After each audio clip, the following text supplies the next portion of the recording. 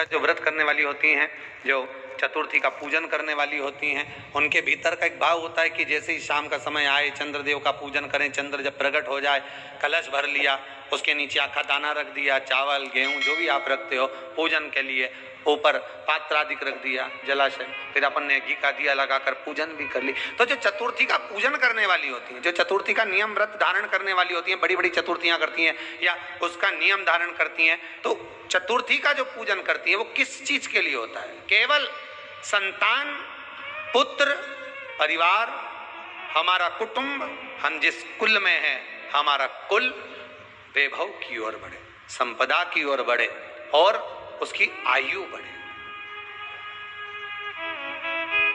उसकी आयु बढ़े, वैभव बढ़े। बहुत ध्यान दीजिएगा महाराज, चतुर्थी की पूजन में जो आप आखा दाना रखते हो, गेहूं वगैरह कुछ भी जो रखते हो, उसकी बड़ी महत्वता होती है महाराज। यहां तक कहा गया है, चतुर्थी की कथा तो आप लोग पढ़ते होंगे, जो लोग पढ़ते हैं उनको मालूम होगा, चतुर्थी की कथा में लिखा है, चौथ माता के व्रत में वर्णन किया गया है कि वो आखा दाना जो रखा जाता है, मान लो कोई जरूरी काम होता है तभी आखा दाना को रखा जाता है, संभाल के रखते हैं कि हम इस काम के लिए जा रहे हैं और हमारा ये कार्य सफल होना चाहिए। तो जिसने चतुर्थी का व्रत करा है, जिसने चंद्रदेव का पूजन करा, चतुर्थी का व्रत करा, वो गणेश जी से विनती करके वहां से 2-4 आखा दाना उठा ले और जो व्यक्ति का काम अटक रहा है अपने ही घर का, पर दूसरे कुल को नहीं देना, अपने ही कुल के अंतर्गत जो काम अटक रहा है उसकी जेब में, उसके पल्लू में उस चीज को रख दिया जाए। तो चतुर्थी जो अगली आती है, जैसे आप महीने की करते हो तो महीने की, और आप जैसे करते हो कि 4 अलग बड़ी बड़ी चतुर्थी करते हो तो उसके अनुसार आपका कार्य सिद्ध होता ही है। उस आखे दाने का इतना महत्व होता है क्योंकि चतुर्थी का व्रत करने वाली माता जब व्रत करती है तो स्वयं चतुर्थी की कथा में लिखा हुआ है कि पार्वती जी गणेश जी से चतुर्थी की कथा बचवाती। चतुर्थी की कथा बाची किसने थी? स्वयं गणेश जी महाराज ने। और सुनी किसने थी? माता पार्वती। बाचने वाले गणेश जी थे, सुनने वाली माता पार्वती थी।